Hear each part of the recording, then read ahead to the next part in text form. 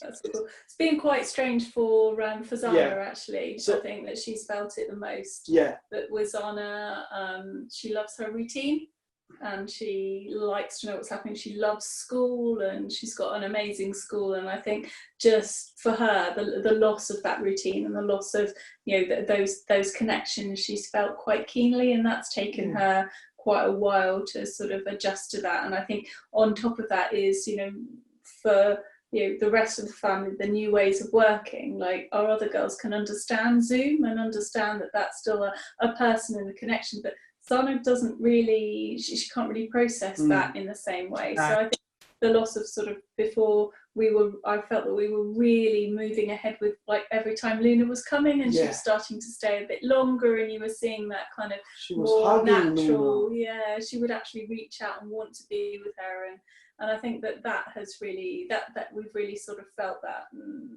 It's been quite nice that even though we've been doing very regular calls with Luna, Zana, you know, she's had the times where sometimes she's going to stroke the screen. At the beginning, she was looking over the screen to see if Luna was behind her. She's stroking Luna with the back of the arm, which is a caressing type of move. So when that's the most sensitive part of her arm. And when she shows love to people, this is what she does. And she kept doing that to the screen. I thought that was really nice. Yeah. So it's lovely. Yeah. It's really lovely, but it's on the way to the off button. So it's like, oh, she's moved off. So, but yeah, that's we cannot wait until she gets to meet her again and give her some sort of a normality, because with her condition, she needs things to be structured. So, and that's been one major setback for us. But you know. So, can you tell me a little bit about Zana and your family and the reasons why you applied for an autism assistance dog? Yeah, shall I go? Yeah, I'll give it a go. Well, we have 3 lovely daughters. Zana, our eldest, has got multiple special needs. She's got something called Mobius syndrome, and she's also got learning difficulties. And that means for her that she has real problems communicating. With her autism and the fact that she's non-verbal, we just found while she was growing up, she had always showed a really good positive response when she saw some kinds of dogs. And we came across a charity, read about it, and we also sort of found out that actually what we really wanted for her, which sounds a bit like a cliche, so we actually just wanted a friend for her. We want a kind of level of companionship and a level of kind of calmness that would just help find Zana a little bit of a soulmate would be our ideal plan. That's not asking too much, is it? Well, we've noticed for our daughter. We've noticed her affinity for labs about 2 years ago when we went to Crystal Palace, and a lab was probably the only creature that she actually interacted and played with. She would never throw a ball to any of us or children. When we saw that she kept throwing the ball and the lab kept bringing the ball back, she kept laughing and she kept looking at the fingers. That's a good indication that she's very happy. We thought maybe we should give this a go because it's having such a positive effect on her. And you know, you read the internet and you see these lovely stories how autistic children respond to dogs, and you think, yes, let's give this a try. If there's anything that makes her feel better, it's good for the whole family. And we did quite a preparation work, didn't we, if you remember, before we matched Luna with Zana, and we actually auditioned a few different types of dogs. Yeah, it was a real eye-opener, because I wasn't expecting Zana to be quite so fussy and quite so picky. It was very much like, no, that kind of dog its feet are too fast, and that one's the wrong colour, and that one's the too size, and that one's too fluffy, that one's too soft. And it was a case of, we'll have that one, but it's got to be a black one. It's got to be a black Labrador. Whatever it is, it has to be a black Labrador. It was really interesting. And I mean, I think, you've been involved with the charity since it was a twinkle in our eye, really, and we didn't rush ourselves into it, did we?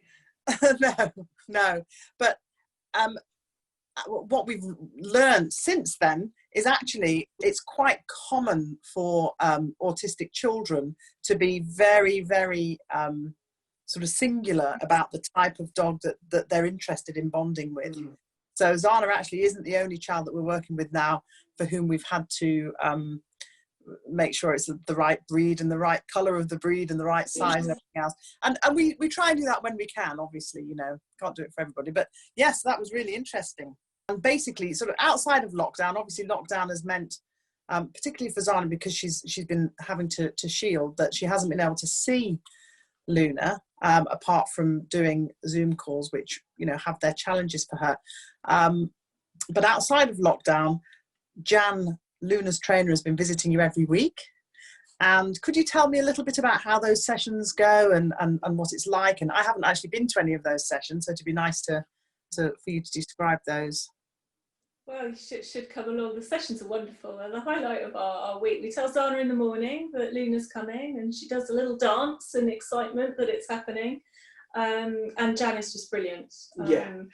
She really works really hard to sort of understand, you know, really what Zana needs and what we need. And Luna's just such a lovely dog. So she comes in, and what's really nice is that at the beginning of the sessions, it's tailored for Zana. So Zana just gets some special one-to-one time. We've been building up a lot of the bonding time, and it's just so wonderful when you have a daughter like Zana who really struggles to physically show a lot of emotion, that Luna comes in and lies down next to her, and Zana kind of melts onto Luna and just kind of strokes her. And Zana used to be quite tactile defensive, so the fact that she's actually reaching out for Luna and she's wanting to touch her with her feet, I think that really says a lot. And then we've been trying to play quite a few games, haven't we? Yes. To, you know, so kind of throwing balls, which I think Zana's quite keen on, and sort of Luna kind of puts up with them. It's not always as back to Jan.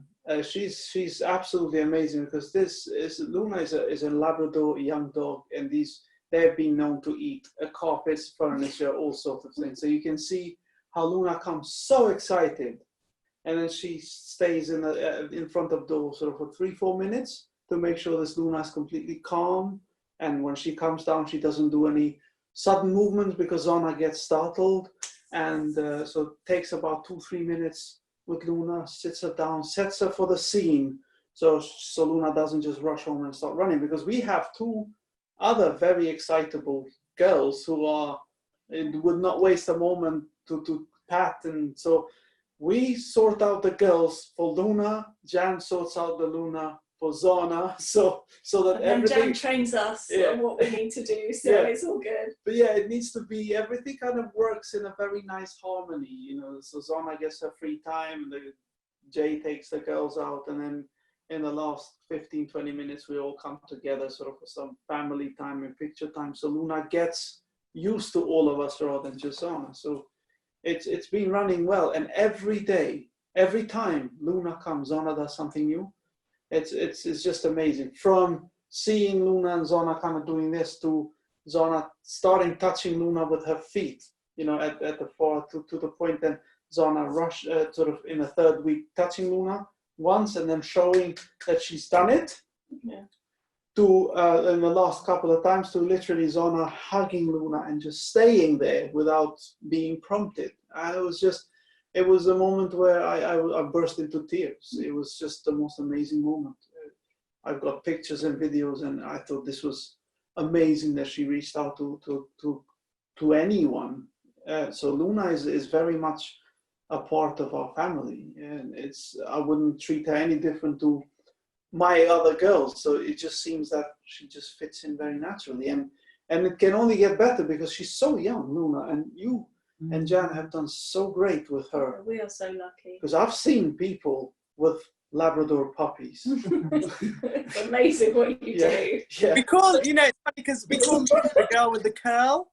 Yeah. The girl with the curl, because she's really, really, really good But when she's naughty, you really know about it, you know. Yeah. But she is a very young Labrador, and you know, she's learning her craft, and I think, you know, you're right, Jan's doing a wonderful job with her, and she's got the most delightful personality. But obviously, you know, every family that we work with, the journey is different, and it's very much bespoke. And over time, I know that at least once, maybe twice, Justine, Jan's left Luna for an hour or so. Oh, it's lovely. Yeah, so she's come. We've had some I almost said sleepovers, but there hasn't been any sleeping. It's been during the day, so that really is a very bad description of it. But it's been wonderful. Play dates. That's the better phrase, isn't it? She's had a few play dates, and that's been really, really nice, because that's kind of been like almost like a dress rehearsal, hopefully, for how life will be when Luna comes and hopefully stays with us for longer and sort of full time. And that's been wonderful. And I think sort of the other things, just with how amazing we found things, is just the calming presence that sort of Luna has, that, you know, when we're walking, and how quickly sort of Luna's learnt to just walk beside a wheelchair. So Zana, and be aware, because with Zana's disability, she can't move her eyes. So if Luna's not in a certain place, she doesn't necessarily know that Luna's there. So it means that Jan's been doing a great job sort of helping sort of teach Luna where to walk, and teaching me how to, you know, get Luna to stay in the right place, and hopefully, you know. Yeah, remember when we went to that park, and it was a process of teaching Luna to stay beside, and then actually letting Luna off the leash. So that, brilliant. And Luna found this other dog that she could play with, and every now and then she'd go back to Zana and just sit and check if Zana was okay, and then play with the dog. And that was completely unprompted, natural thing for Luna to do, which she knew where she needed to be. Yeah, she knows where Zana's there. And it was just amazing to see for such a young dog to feel that. And I think Zana just feels so much more happy. And that was pure natural. There was no command there. That was just Luna wanted to come back, check in with Zana. She could have checked in with Jan, who she lives with and knows really well, but came back to Zana. And there were sort of moments like that you kind of think, wow, actually this hopefully is going to be you know, exactly that kind of bond and that friendship and that kind of companionship that we're seeking. It was pretty awesome. It's very important work that you're doing, because you're not just improving Zana's life. We're talking about the quality of life for the whole family. Because if Zana's life is improved, if her quality of life is improved, then we have inadvertently, so we just improve as well. We don't have to worry too much about her, which means that the other girls get to play with her. So it affects the whole family, not just one person with autism in one way. So you look at sort of a wider effect of Luna as a dog. Yes, it makes Zana better, but it makes all of us better. So it's got that healing effect, which is quite amazing. It's really nice. Good.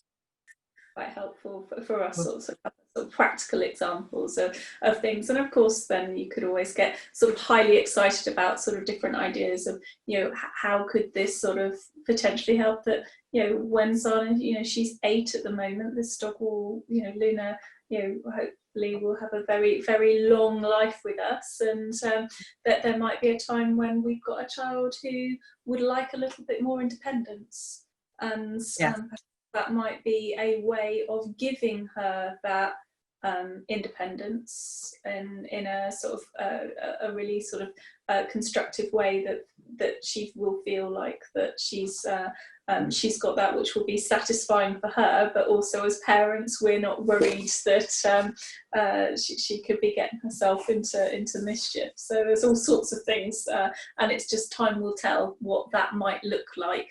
So it's sort of nice to know that actually, you know, it's always going to be a kind of evolving picture as far as we kind of... It absolutely is. And I think they learn and grow together, definitely. And of course, you know, our children do change. There's a lot of change that happens between 8 and 18. And there's, you know, the whole journey. I don't think we kind of ever walked into this expecting that it was going to not require a lot of effort from our side to bring to it, but it's all been loads of fun, and I've really enjoyed the kind of one-to-one training that actually Jan as well has given me on, previously I've had a dog when I was growing up, but to have an assistance dog does, we have to learn to make sure that we can cater for Luna's needs as well, and that whole thing's been really nice to actually have someone who can teach you through, actually no, this is how you do the commands, and this is how you sort of build that sort of training connection, and I've loved it. It's been really, really nice. We really wanted to go, oh yes, it's going to be quite quick, but of course the training takes as long as it takes, and it's really helpful to know that actually we aren't alone and we are supported, and that this is that actually that the function of the charity is there for the whole family, and that's the commitment. And it's really nice that that's exactly, as somebody in our situation, that's exactly what we want. My advice would be, if it doesn't work first time, don't get disheartened, because getting an autistic child to choose something that they have not seen before is difficult enough, and I think persevering with it and trying it second time and third time is worth it. Don't expect such a magical result straight away. You have to work hard, and the child has to work hard, and the dog has to work hard. So it's like a tripartite partnership and collaboration for this magical thing to happen. But yeah, you need some work to it. And I think with Zana, in our case, it's paid off already, and better things are to come.